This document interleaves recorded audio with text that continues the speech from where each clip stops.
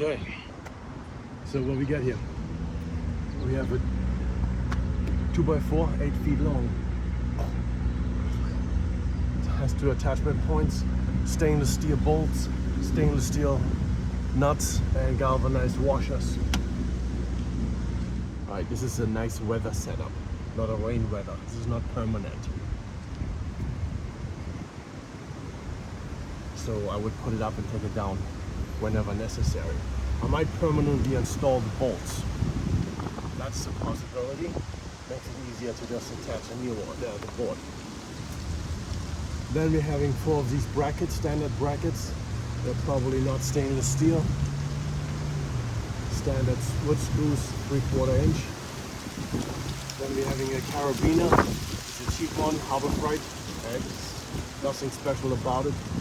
I had a bigger one first, but it didn't fit through the hole. And you know, just to stay fancy, I've got them in black and green and red and in silver.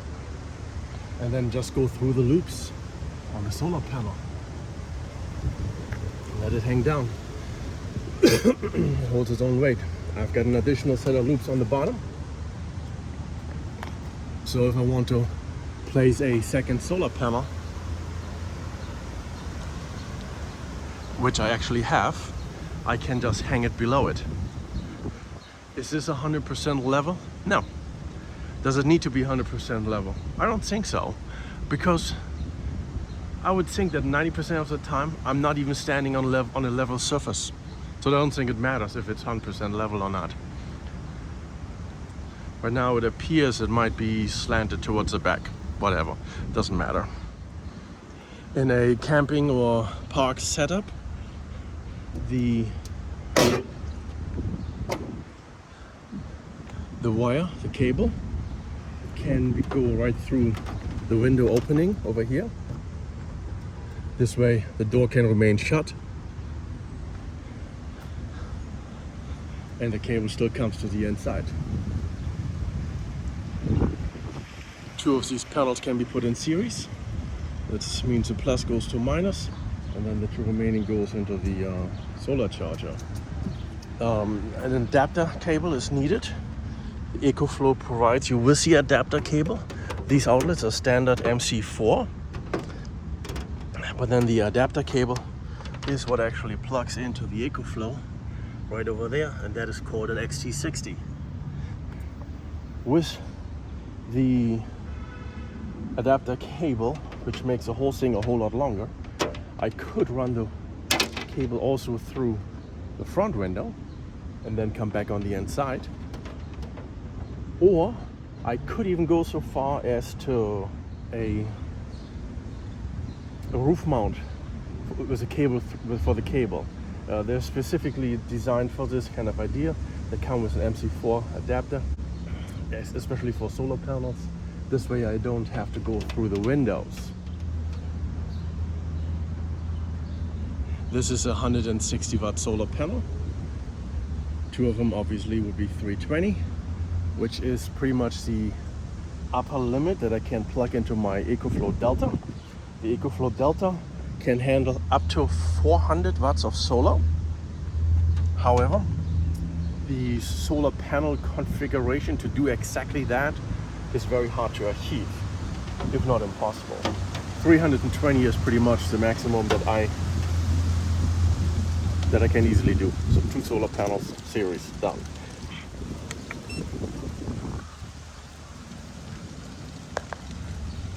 We're still charging at 74 watts, which is beautiful, considering that the sun is right there over the horizon. It's pretty late in the day. Very late in the day, really. Oops, how do I make this longer? I don't know. Yeah, it's pretty late in the day. It's past 6 o'clock, I believe. So if I can still get 74, 75 watts from one panel, or 2 panels, 150 watts at this time of day, just imagine from noon to 6, or maybe from 10 a.m. to 6. That's an 8-hour window, right? It'll be an 8-hour window at a relatively poor return. but 8 times 150, that would be a good 1200 watts. And the battery only holds 1300 watt hours if you don't run it totally down. That at less than, just about 50% capacity, that will easily recharge the solar generator over 8 hours. Like I said, during the height of the day, you should be pulling way more. I have seen 105, I think, 105 watts on one panel. That was also like in the afternoon already. It was like 2 o'clock or so, 2 or 3. But I also had it flat on the ground, so it may not have been the perfect angle. Chances are we're never gonna really achieve the perfect angle. So what we can try to maximize our solar input. It's all based on sun tracking. Unfortunately, the sun moves across the sky, so we would have to change the angle to the sun, but we would also have to change the orientation. Right? The angle this way, but also this way. And when you're stationary in a vehicle, the best I can do is lift this up from the base. I can increase or decrease the angle, but I can't change the general orientation. Unless I have a pocket spot where I have space towards the front and the rear, and I can figure out a driving radius. This is interesting, right? So I could figure out the driving radius like this, right? Only flat. So driving radius, which goes from 10 a.m. noon 2 and 4 p.m. Right? This way, every 2 hours you would move the van by perhaps 5 feet or something, but making a slight curve or so. So that could be one way to track the sun. Kind of inefficient having to start up the vehicle every time and you probably forget. You could set a timer for it. It's unlikely people actually do that. In most circumstances, we are lucky to have a good southern orientation. Like in this parking lot in particular, for example, it's actually, we would have a southern orientation. This is no longer south. This is, well, the sun sets in the west. So this is southwest perhaps. So that's not too bad. But yeah, parking lots are not designed with having perfect southern orientation. And there's trees, there's other cars in front of you. So there could always be some form of blockage. Now a standard car would not block a single solar panel. So that's a good thing. It would be nice having a bigger input, but it's a small device and there's limitations to everything. You have to understand that each category and size has its own limitations. Yeah, so this is my solar panel setup. I want to install permanent solar panels besides a temporary setup. This is nice to have, but a permanent setup is better. So what I want to do is I want to mount a solar panel exactly between 2 roof racks. And that means, of course, I need to space the roof racks according to the actual width of the solar panel. And then hopefully when the other one comes in, let's just imagine I only have the 3 roof rack mount. So I bring that one in and then I put another solar panel between the second and third. So I'm having 2 permanently installed rigid solar panels, which should give me, well, the panel that I have right now for it is a 200 watt panel. So 2 permanently installed panels will be 400 watts of permanent solar on the roof, which will then be complemented with our holding solar panel, and which would also be complemented with a flexible solar panel, because this whole area here up front is big enough to mount a single flexible solar panel. This one would be a 175 watt panel. So I would have 575 permanently installed and 360 watts temporary installed. So we would have 895 watts in solar in total. I think that would be a super large amount, and cover all of our needs. Now let's see what we're producing over here. Still producing 62 watts and the battery's at 94% now. So we did charge it a little bit and that is wonderful. Okay, now let's go through the takedown procedure, which should be simple enough. It's a little warm. Oh, speaking of it, at this moment, this solar panel 100% covers the window. And with the solar panel covering the window, we also have the van, or the side of the van, heat up a whole lot less. And if we have a second panel, go all the way down to here somewhere, then the entire side of the van is covered with a reflective layer. So the van should actually stay a little bit cooler, a little bit. All right, now, takedown procedure. First things first, we're gonna start with unplugging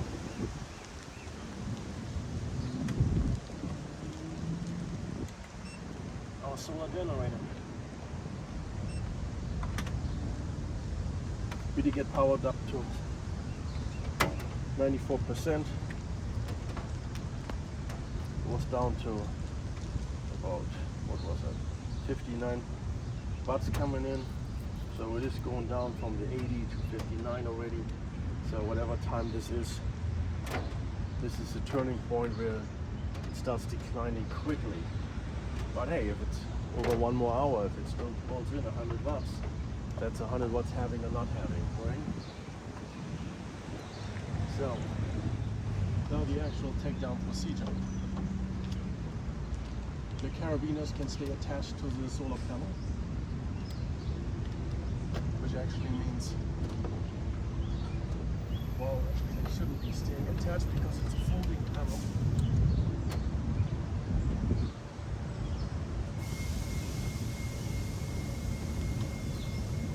So I'm removing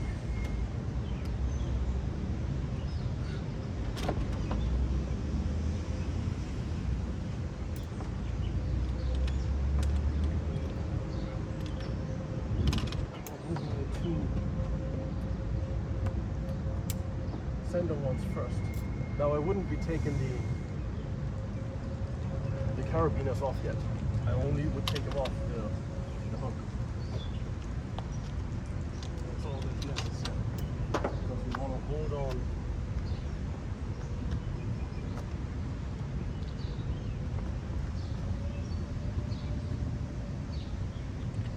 to the solar. Okay, now lowering it all the way down to the floor, and now we can take the carabiners off.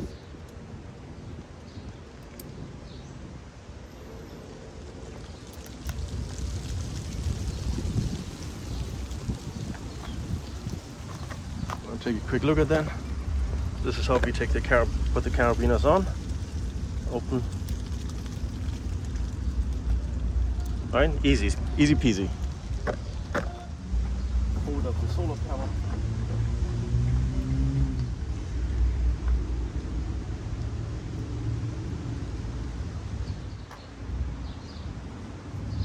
And put it back into storage. Then we take our solar generator and put it into storage. And then last but not least, first thing we want to do is loosen this one somewhat, just to give it some leeway.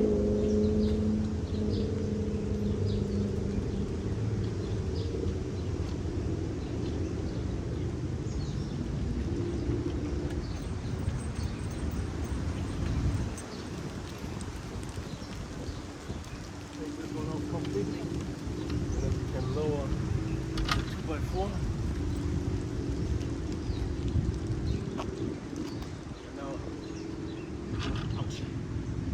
The other nut over here and the washer and the board.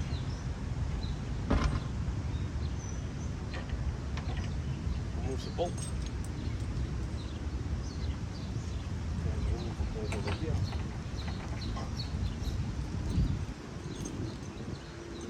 Now we have two options. We can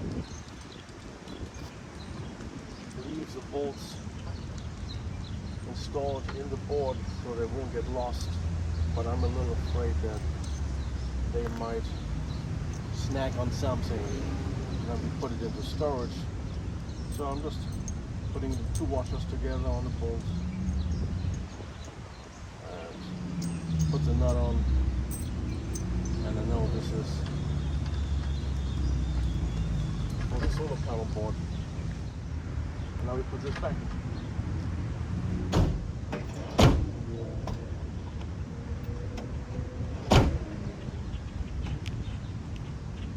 And this is it, my friends. This is it. Lock the door. And we're good. Good to go.